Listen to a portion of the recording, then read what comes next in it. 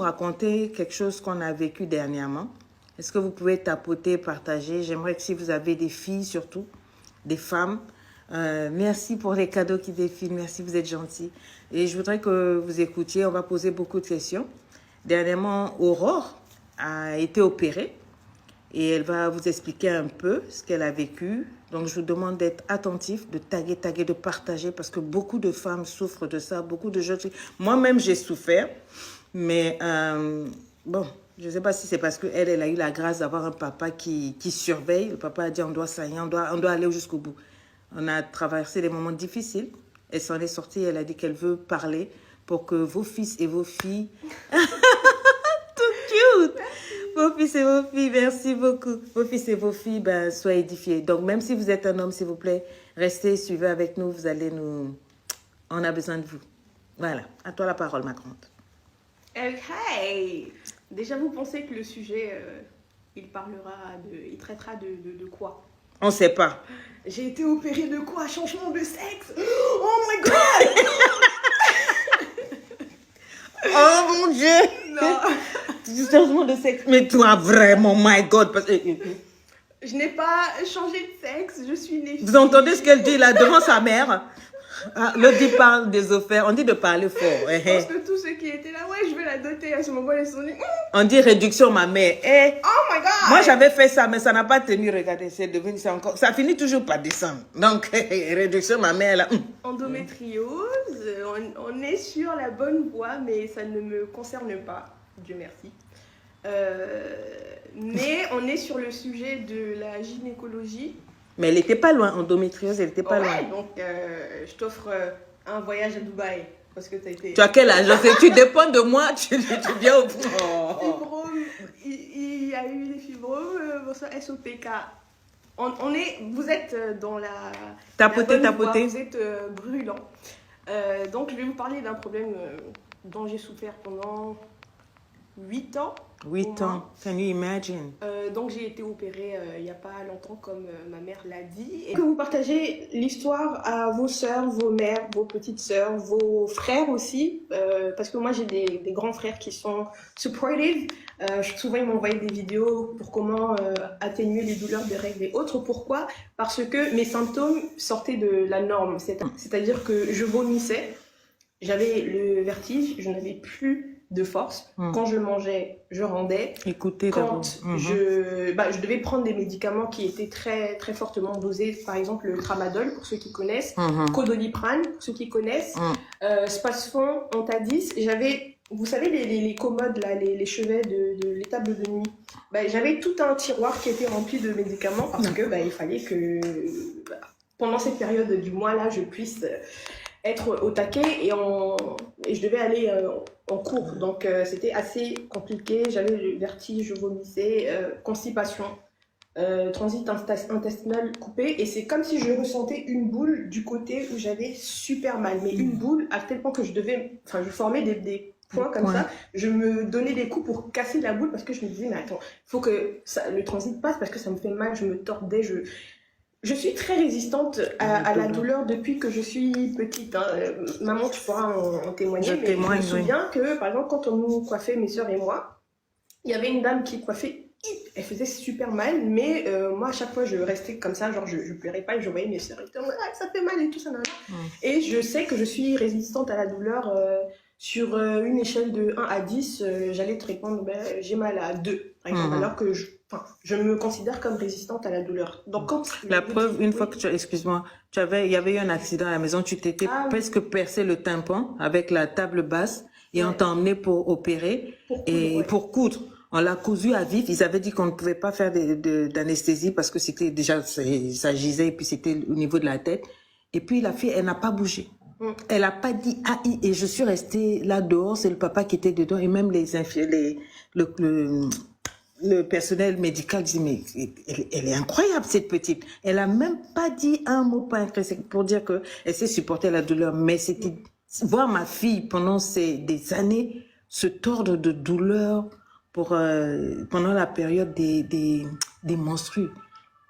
J'étais dépassée. Mais sauf que là, c'était... les douleurs de règles, j'ai commencé à avoir mes règles peut-être vers l'âge de 12 ans, en étant encore au Burkina Faso. La première fois, je me dis, bon, c'est normal parce que c'est la première fois, donc je vais avoir mal, je me tords et tout ça, je vais voir maman m'explique et tout ça, on part faire les courses, on achète le trousseau, etc., etc. On avance dans le temps, plus on avance, plus chaque mois j'ai mal. Je me dis, c'est normal parce qu'on m'a toujours dit que les douleurs de règles, c'est normal. Toutes les femmes ont ça. Ma mère elle-même qui est présente, je lui demande... Il y a une dame qui demande 12 ans, donc c'est à 12 ans que tu as été menstruée. Oui, c'est ça. Donc, à partir de là, je prenais pas spécialement de médicaments, mais ça me faisait quand même mal et je me débrouillais avec. On est arrivé en France, à Nantes, et on avait une médecin généraliste qui, je lui ai parlé de mes problèmes de douleurs de règles. Elle me dit, oui, il faut faire un peu de sport, comme ça va pulser le sang, et puis le sang va faire que ça va libérer des molécules qui vont te faire du bien, donc ça va atténuer la douleur. Pendant ce temps, c'est elle qui m'avait prescrit Codoliprane, Doliprane, Antadis, Spasfon, qui me faisait des choses qui font rien, quoi. Du tout. Et moi, je lui disais, mais madame, c'est pas normal parce que je suis aussi constipée. Genre, c'est pas normal. Et je me retrouvais à boire 3,2 litres d'eau avant les règles, pendant les règles et après les règles pour vraiment libérer le transit intestinal. Selon ce que le docteur avait dit, ouais. Voilà, et donc j'avais fait mes recherches et tout ça, je suis tombée sur des trucs un peu farfelus. Il y avait des gens qui pratiquaient l'urinothérapie, il y avait des gens qui disaient quoi, machin. Je suis des vidéos de youtubeuses qui me disent si vous avez des douleurs de règles, consultez, c'est pas normal. Mais moi, d'un autre côté, j'entends le docteur qui me dit non, mais c'est normal, toutes les femmes ont ça, ne vous inquiétez pas, prenez vos médicaments. Taguez les médecins ici, là. Merci, Isaac. Donc, je me débrouille comme ça, je prends des prunes, je demande à maman de me faire des sauces gombo, etc., pour que ça puisse... manger des mets avec des fibres ou des consistants bouillants pour que ça puisse, vous voyez, libérer le transit. Merci, il faut Isaac. libérer, merci, n'est-ce pas jusqu'à ce qu'on quitte Nantes et on s'installe en Suisse. Et là, je suis suivie par la doctoresse Isabelle Navaria. Je remercie, c'est grâce à elle qu'on a trouvé ce qui se passait. Les premières échographies, on a fait des échographies abdominales et on a vu qu'il y avait une petite boule qui se nécrosait. Quand j'avais mes règles. Nécrosées, ça veut dire quoi? Ça veut dire que ça se remplit de sang et ça se durcit. Vous voyez, quand vous vous blessez, le sang, c'est rouge au début et après ça devient un peu noir. Mais imaginez ça à l'intérieur de cette boule-là. Et cette boule-là, elle n'était même pas grande, ça faisait, je sais pas, 3 mm de diamètre. Donc c'était peut-être ça. Voilà. Donc vous imaginez une petite boule comme ça qui est stockée vers votre intestin. Je pensais que c'était l'appendicite parce que ma grande sœur avait été opérée de ça, donc je me disais bon, c'est peut-être ça, mais en même temps qu'est-ce qui se passe? Donc elle m'a dit c'est peut-être un fibrome. Donc à tous ceux qui ont écrit fibrome dans les commentaires, vous n'étiez pas loin. Attends, il y a quelqu'un qui a dit que oui, à ton âge, quand tu avais ça, tu dis à ta maman de faire la seconde boue. À ton âge, tu devrais pouvoir faire cette sauce-là. Sauf que ce que vous n'écoutez pas, on vous dit qu'elle était couchée. Chaque fois qu'elle avait ses trucs, bien avant, 2 jours avant, elle pouvait pas aller à l'école, elle pouvait pas se lever, elle se tordait de douleur, elle vomissait, elle n'était pas elle-même, elle était comment on appelle, en souffrance. Ouais. Donc, dans souffrance, là, tu vas te lever pour aller faire gombo. Mon frère, faut pas m'énerver. Alors, toute la famille savait que quand Aurore a ses règles, vraiment, aider-la au maximum. Parce que, en fait, je me déplaçais même comme ça. Je me couvrais parce que ça faisait hyper mal. Elle souffrait, l'enfant. Je souffrais, donc maman était là, papa priait, voilà, il prie. On essaye tout ce qu'on peut, les massages, les tisanes. Je me suis même fait une bouillotte. D'ailleurs, petit tips, si vous n'avez pas assez d'argent pour acheter une bouillotte ou que vous voulez juste tester, faire des choses vous-même, vous prenez une chaussette propre, longue, pas les soquettes, et vous mettez du riz que vous n'allez pas utiliser et vous recousez le dessus et vous mettez la chaussette au micro-ondes et ça vous fait une petite bouillotte. Et ça te soulageait un peu? Ça me soulageait 1 point sur 10. peut-être. D'accord. Mais Ok, et après c'était la solution que j'avais trouvée. D'un autre côté, la doctoresse en Suisse me disait prends les médicaments avant que la douleur n'arrive. Je me suis dit mais attends, je vais pas me retrouver à me droguer alors que peut-être que je suis plus tolérante que ça à la douleur. Peut-être que parce qu'il y a des fois peut-être ça fait pas trop mal, il y a des fois c'est vraiment dur, ça fait hyper mal. Mais il y a des fois ça peut aller, je peux me débrouiller. Donc elle me dit prends les médicaments avant. Et puis, tu me diras comment ça s'améliore. Donc, on m'a mis sous pilule non contraceptive. Donc là, c'est pas une pilule pour quand on a des rapports sexuels, c'est vraiment pour gérer les hormones. Parce qu'on s'est dit, la seule solution qu'on a trouvée, c'est de pouvoir stopper mes règles pendant quelques mois. Vous vous rendez compte? Et ensuite, je les fais couler tous les 3 mois. C'est-à-dire que je vais prendre la pilule en continu. La chisa de Xavier est arrivé ici, Xavier, wow. Pardon, continue. It's fine. Donc, merci. Pour pouvoir bloquer les règles pendant 2 mois, souffler un peu et les laisser tomber, je sais pas, avant les grandes vacances, comme ça, après je reprends 3 mois, ça ne coule pas, je peux profiter de mes grandes vacances, etc., etc. Et pendant ce temps, quand ça arrive, je prends mes médicaments avant et tout ça, nanana. Ça marche, vous n'êtes pas en train de vous droguer, ne vous en faites pas, le corps est bien fait, Dieu fait bien les choses. Si vous prenez les médicaments et que ça n'a pas, que vous n'avez pas de douleur, le corps va éliminer comme il devrait. L'urine ou quoi que ce soit, voilà. Donc, ce qu'elle m'a expliqué en fait... ça, moi je n'étais pas d'accord. Bloquer les règles, là, ça m'a, dans mon esprit, je me dis, ouais, mais il bloque le corps doit liquider ça doit sortir. J'étais vraiment... Ouais, maman c'est difficile. Mais en même temps, quand tu vois ton enfant se tordre de douleur... Il y a des fois, je me réveillais à 2h du matin et j'allais chauffer ma bouillotte parce que je ne voulais pas réveiller les autres qui sont en train de dormir pour demander est-ce que vous pouvez m'aider, s'il vous plaît Allez, chauffer ma bouillotte et tout. Les parents sont en train de dormir. Il y a des fois où j'allais voir maman, je disais là, je peux vraiment pas et tout. On est allé aux urgences 2 fois, je crois.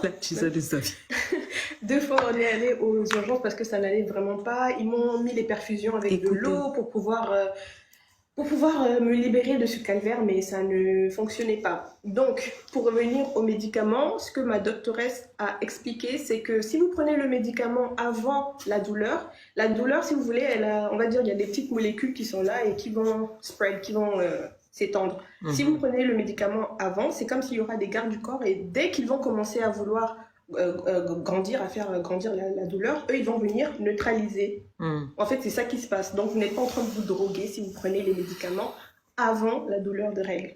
Pourquoi je dis ça? Parce que mes douleurs de règles, ce qui m'avait aussi alarmée et qui avait alarmé ma doctoresse, c'est le fait que la douleur venait 7 jours avant l'arrivée des règles. Wow. Elle l'amplifiait pendant la douleur de règles. Et elle partait 1 à 2 semaines après les règles. Donc, tu étais constamment en douleur. Voilà. Et les médecins disaient quoi? Parce qu'on a vu plusieurs médecins, ils disaient tous quoi? Ils disaient que c'est normal d'avoir des douleurs de règles. Le temps qu'elle comprenait, donc, quand vous avez vos règles et qu'elles sont douloureuses, ce n'est pas normal. Ouais. Arrêtez, chers médecins, de dire que c'est normal. Prenez le temps d'écouter les enfants, de faire les examens. Parce qu'en fait, moi, j'ai vu ma fille souffrir tout le temps. On disait c'est normal, jusqu'à ce qu'à un moment, on n'en pouvait plus, elle souffrait trop. Il y a des fois, elle ne pouvait pas aller à l'école, à la maison. Dès que je sentais que ça arrivait, j'étais stressée. C'est dur pour une maman de voir l'enfant souffrir. Tu donnes ça à rien, tu soulèves comme ça à rien, elle peut pas manger, elle était...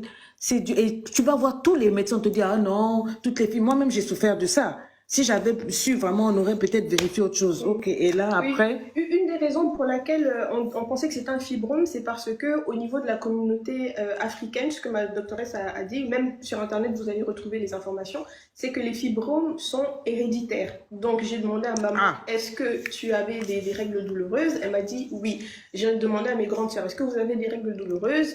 Oui. Et j'ai demandé à ma grand-mère, est-ce que tu avais eu des règles douloureuses? Elle m'a dit oui. Donc, je me suis dit, ah oui, effectivement, ça peut être des fibromes. Et ma grand-mère était là, non. Et moi, on m'a menti, oh non, une fois que tu vas accoucher, c'est fini, c'est faux. Après accouchement, j'ai fait beaucoup d'enfants. Et ça continuait, les douleurs, oui. D'ailleurs, ça m'a fait un petit traumatisme par rapport aux enfants. Je me suis dit, mais attends, si c'est vrai que les règles ne représentent que, enfin, la douleur de règles ne représente que 10% de la douleur de l'accouchement, mon Dieu, j'ai pas envie d'avoir d'enfants. Eh ben, la douleur de l'accouchement, ma puce, ça c'est un autre level. Mais c'est vrai que, oui. C'est une bonne idée d'aller voir ce gastro-entérologue là, vu que mon problème, ça concerne aussi, non pas seulement le problème gynécologique, bonsoir, coach Gaël, mais ça concerne aussi mon transit intestinal. Donc, on est allé le voir. C'était un homme blanc, d'une soixantaine d'années, je lui parle de mes problèmes, il me prescrit du Smecta. Mais Smecta, c'est pour quand tu as les... Et je lui dis, monsieur, les médecins, écoutez, c'est pas bien ce que vous faites. Hein. Je lui dis, les symptômes que j'ai, c'est vraiment pas normal. J'ai super mal, s'il vous plaît. Et merci, coach Gaël, Zakoumar. Vas-y. Vous savez ce qu'il me dit? Oui, moi j'ai 3 filles, je suis médecin depuis X temps d'années, c'est normal, c'est parce qu'il y a un nouveau spécimen, là, il y a une star qui a dit qu'elle a l'endométriose, donc tout le monde veut avoir l'endométriose. Ça, c'est un docteur qui parle comme ça. Mais moi, je vous le dis, j'ai 3 filles, les douleurs de règles, c'est normal. C'est un homme ou une femme? C'est un homme. Déjà, toi, tu es garçon, tu comprends pas. tu vois, moi, je respecte les médecins, hein, mais franchement, il y a des moments, faites preuve de compréhension, d'écoute, de patience, écouter et puis chercher. Comment on peut dire que c'est normal? C'est pas normal. Et dès qu'il a dit oui, en fait, moi je suis de la vieille école, j'ai dit ok, c'est tout ce qu'il me fallait. C'est bon, on y va. Dinguerie. Voilà, je les ai utilisés, ça n'a fait aucun effet, donc j'ai dit ok, ça confirme vraiment que il n'est pas compétent. Enfin, en tout cas, pour parler sur le corps d'une femme, je ne vais pas écouter un homme. Je suis désolée pour tous ceux qui sont les hommes vont parler, mais c'est la vérité. I'm sorry. De la même manière que je ne parlerai pas de oui, est-ce qu'il faut circoncire, c'est ça? Circoncire les Merci hommes. Axel. Je ne m'y connais pas, je n'ai pas de pénis, je n'ai pas subi ça, je ne vais pas m'aventurer là-dessus. I'm sorry, ça va te censurer? Oh oui. Sorry, oh my god, ne nous censurez pas, please. Sorry, je n'ai pas de bâton entre les jambes. On dit service 3 pièces. Écrivez ça, service 3 pièces, my friend. Ça ne me concerne pas pour l'instant, donc sorry. Voilà. Ok, et donc pour le moment, tu tâtonnais encore, tu cherchais, tu savais qu'il y avait un problème, d'accord. Ce qui m'aidait énormément, c'était, comme ma doctoresse avait dit, de prendre les médicaments avant la douleur de règles, et ça faisait quand même un gros soulagement. Je suis passée d'une douleur de 10 sur 10 à, si vous voulez, 7 sur 10. Oh, c'était déjà mieux. Voilà, donc c'était beaucoup mieux. En plus, je prenais la pilule en continu, donc ça me permettait de respirer. Donc, 7 sur 10, on avait trouvé le bon combo. Et ma gynécologue me dit, quand même, je ne peux pas vous laisser comme ça. Toute la vie, vous n'allez pas prendre la pilule. Bonsoir, coach Dave. Donc, c'est ça, on dit, docteur, je ne peux pas vous laisser comme ça. Tu vois la personne qui souffre, tu dis, bah c'est moi, j'ai déjà eu 3 filles, je suis de la vieille école, prends ce mec. Mais who does that, you know? Je ne veux pas trash talk, mais la doctoresse, elle est en Suisse. Le monsieur gastro-entérologue, là, il était en France. Bon. Vous faites ce que vous voulez de cette info. Bon, ils vont pas tous comprendre, mais il y a quelque chose qui se passe entre les Suisses et les Français. Merci, coach. Merci, Jacques. J'avais fait des IRM en Suisse, des IRM complètes. Merci, pour savoir Lydie. s'il y avait des problèmes spécifiques. Donc, à ce stade-là, on a fait... Et ça coûte très cher. Parce que nous, on vit en Suisse, je vous dis pas que ça coûtait bonbon, hein. À ce stade-là, on a fait... IRM. On a fait comment ça s'appelle le truc là, comme... On a fait IRM, maman, vas-y. Il n'y a pas quelqu'un de technique ici, là. Les femmes enceintes vont voir... Échographie. Voilà, on a fait une échographie abdominale et j'ai fait 2 IRM complètes. Donc, des IRM en radiologie spécialisées pour le corps. Ma gynécologue m'a dit, elle m'a envoyé faire une IRM spécialisée dans la gynécologie. On a vu qu'il y avait un petit problème. Mais quel était ce problème? Mais dis-nous donc quel était... Mais dis-nous donc. Oh là là. Et tout ce temps, toutes ces souffrances, ces années, et puis ça coûtait cher. Hein. Je répète, ça coûtait cher. Mais vous voyez, l'enfant souffrait. Moi, j'ai eu ça, je me suis dit non. Non, en Suisse, c'est différent. En Suisse, tu payes et puis on te rembourse après. Et quand on dit le montant, tu vas tomber. On a pris, le papa a dit, mon mari a dit, on peut pas laisser l'enfant là souffrir comme ça. S'il faut aller voler, on va aller voler. Tous les IRM a fait, toutes les échographies, je vous assure. Bien sûr, c'est remboursé à un certain pourcentage, mais après, c'est des millions parce qu'on ne voulait plus voir l'enfant souffrir. On aurait pu dire comme tout le monde, non, c'est une affaire normale, les filles, non, on a dit non. Not reverse. Si on peut soulager l'enfant, on doit la soulager. Quelqu'un qui passe son temps courbé, qui a mal et tout, et pendant ce temps, Lady était là, ouais, you can do this, yeah, empowerment, yeah, toi cale en l'air et tout. Mais dans mon cœur, j'avais mal de voir mon enfant souffrir comme ça. Donc, on a mis le paquet, des millions. Nous, on parle pas en céphale. Là-bas, on parle en francs suisses. Si je te donne le prix de ce qu'on a dépensé pour elle, anyway, on continue. Mine de rien, c'est là où j'ai vu que mes parents m'aiment quand même, parce que, on avait les soins, enfin, j'avais les soins dentaires, appareils dentaires et tout ça, plus les lunettes. Ça, là, en Suisse, vous savez, ça a coûté combien, mon père? 7000 et quelques. 7000 francs suisses, ça fait environ... Ça fait 6000 et quelques, 6700 euros. Rien que des lunettes. Donc ça, les lunettes, les traitements dentaires, parce que là encore, il y avait un autre problème. Anyway, tout ça, I was like, yeah, je sais pas comment mon père fait, mais il m'inspire financièrement. Ouais, j'ai envie d'avoir la même mentalité. Parce que quand je dis que c'est un king, il parle jamais d'argent et tout, il répond toujours aux besoins, tout le monde vit convenablement, personne ne meurt de faim ni de soif, on a un toit. Ils payent l'école. Ah, l'école en Suisse, mon Dieu. J'ai vu une facture. Et c'était des écoles privées. Hein. Oh my God. Tous les enfants, écoles privées. Donc, oui, mon père... Donc, vous voulez savoir ce que j'avais? Il faut partager le live et envoyer des cadeaux. Allez, on partage. Tout le monde, allez, partagez, cliquez, partagez. C'était quoi finalement? Parce que beaucoup de femmes parmi nous, on pense qu'on a l'endométriose parce qu'il y en a qui en ont tellement parlé, donc les médecins ne cherchent même pas. Et en fait, c'était autre chose. C'était autre chose. Est-ce que vous savez qu'on appelait ça le bec de Cupidon? Ça. Je dis peut-être des bêtises, mais c'est un truc avec Cupidon. En tout les lives de Lady Sonia, hey, on sort moins bête. Hein. Ah, l'arc de Cupidon. Oui, oh bon, faut savoir, hein, c'est l'arc de Cupidon. Ok. Ah, on a dit arcade de Cupidon. Et l'autre, c'est arc de Cupidon. Arc de but. Il y a Cupidon dedans, yeah. Donc voilà. Tant qu'il y a Cupidon, on prend le reste là, on laisse. Hein. Descend vers le bas, plus les cas sont rares. Devinez, essayez d'écrire en commentaire, moi j'étais le cas numéro combien? Il y a le 1, le 2, oui, le 3, le 4. Waouh, ça c'est un utérus ça? Oui.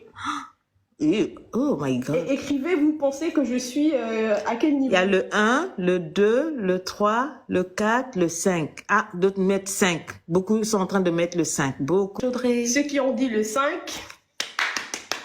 C'était ça. Le numéro 5. Et dans le numéro 5, moi, j'étais celui-là. Là. Wow, donc c'est ton utérus qui est divisé comme ça. Voilà. C'est-à-dire que si vous voulez, j'avais 2 endomètres. Et bien évidemment, donc quand ça s'est formé, voilà, il y en a un, il a fini la course tout seul, et l'autre, il s'est fermé sur lui, en laissant une toute petite espace pour pouvoir laisser écouler le sang, mais Merci, coach Audrey. Ce qui fait que en fait, c'était pas un fibrome ou un caillou ou je ne sais quoi, c'était mon utérus qui s'était recroquevillé sur lui-même, et du coup, quand imaginez la douleur, wow. Le sang essaye de s'écouler, mais déjà, il y a plus de place parce que l'endomètre est déjà écoulé, mais en plus, ça durcit, comme je vous ai expliqué, quand vous vous blessez, le sang nécrose après. C'est ça qu'on voyait sur les échographies abdominales, en fait. Et c'est ça que je pensais avoir une boule, et je me tapais, mais en fait, je tapais mon utérus. Voilà, j'avais une malformation utérine. Et ça s'appelle un hémi-utérus. Voilà, avec cavité rudimentaire. Donc, c'est ce que j'avais. Une fois qu'on a vu ça avec l'IRM, ma gynécologue m'a envoyé prendre rendez-vous au HUG de Genève, là où j'allais me faire opérer.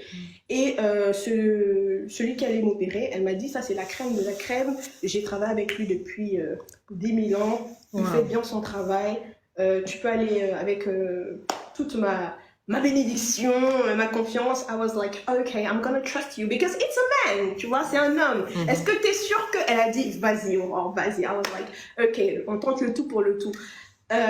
Lui, il a regardé l'IRM, il s'est dit, je dois quand même contacter celui qui m'a formé, et là, je te renvoie à Saint-Ouen, vers le docteur Roman Rousier.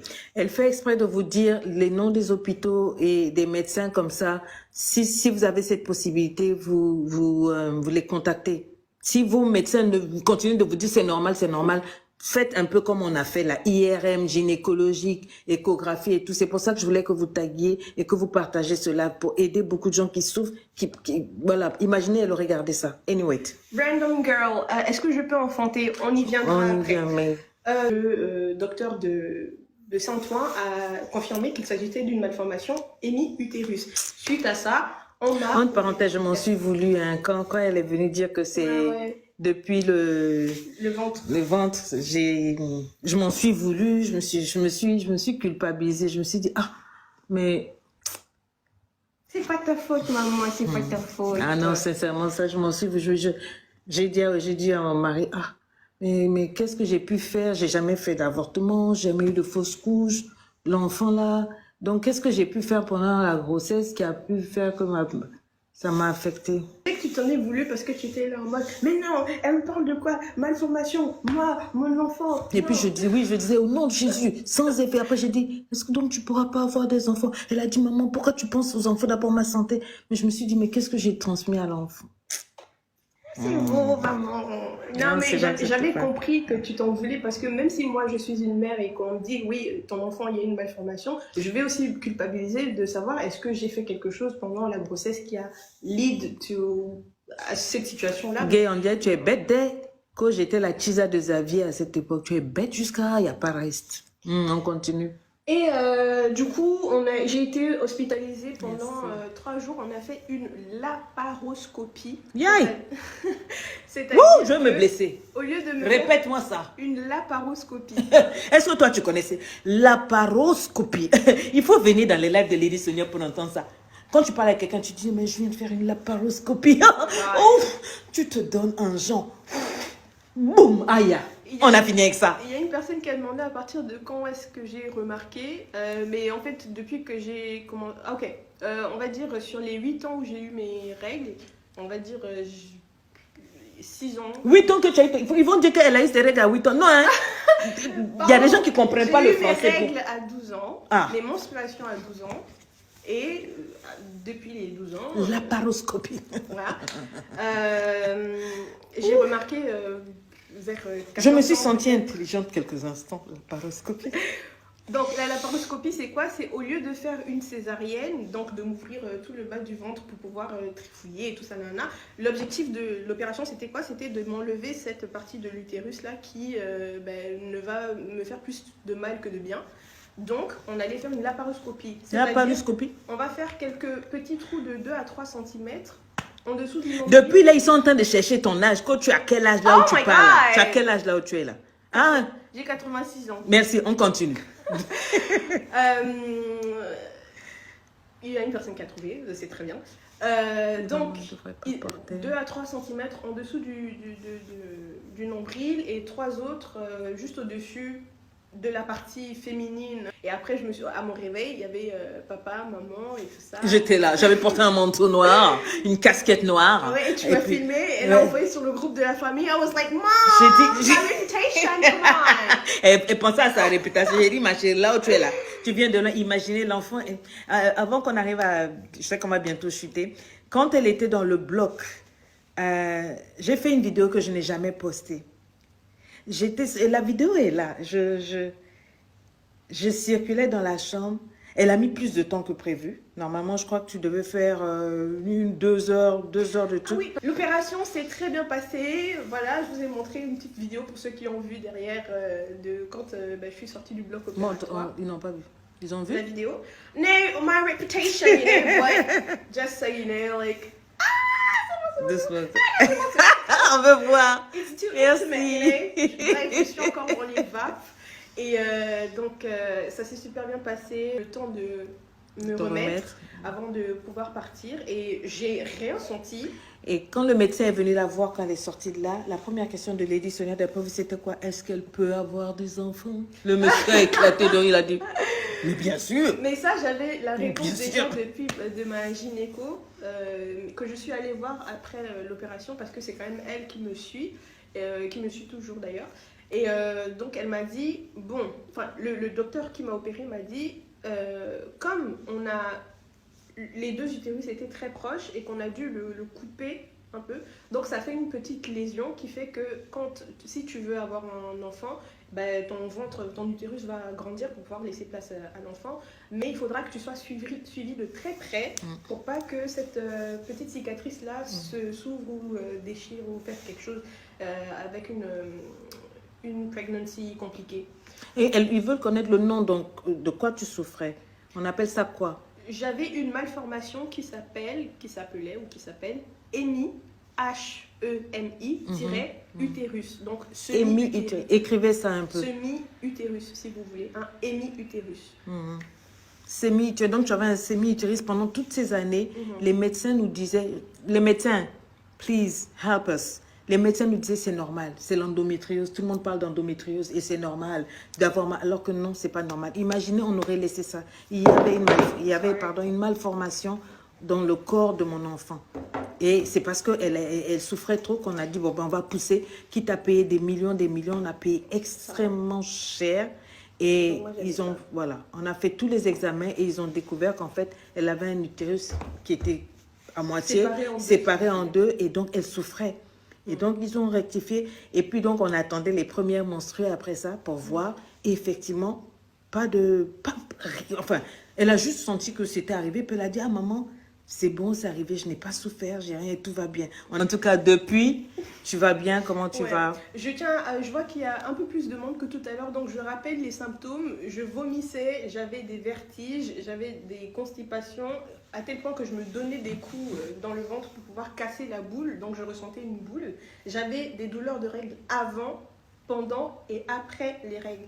Je prenais du Codoliprane, du Tramadol, de l'Antadis, du Spasfon et du Doliprane normal. J'étais en pilule continue non contraceptive quasiment tout le temps pour pouvoir permettre de me reposer et de laisser reposer mon corps. Donc toutes celles qui sont concernées par ces symptômes, je vous dis, la douleur de règles n'est pas normale. Allez checker, demandez si vous n'avez pas un cas un peu spécial qui serait appelé hémi-utérus, que je vous ai montré tout à l'heure sur la tablette, parce que c'est très très important. J'en parle parce que j'ai rencontré une dame qui coiffait maman, qui m'a parlé de ses symptômes, et je lui ai dit, ah mais c'est marrant ça, parce que moi aussi j'ai ça. Et du coup, ça lui a permis de prendre rendez-vous, c'est hier, c'est ça? Elle souffrait depuis, ça va faire 14 ans. 14 ans, elle rate des contrats carrément. Une femme brillante, c'est elle qui me coiffe.